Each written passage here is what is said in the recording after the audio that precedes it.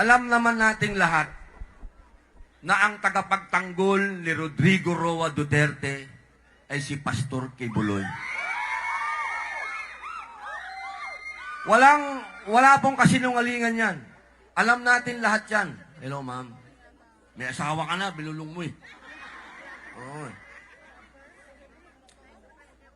Isipin po ninyo, merong sikat na network yan, yung SMNI.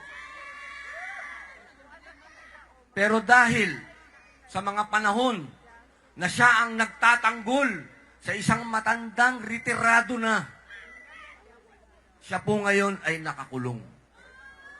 Pero kahit isang beses, hindi po siya nagsalita o nagtraidor o ipinagpalit ang kanyang pakikipagkaibigan kay Mayor Rodrigo Roa Duterte.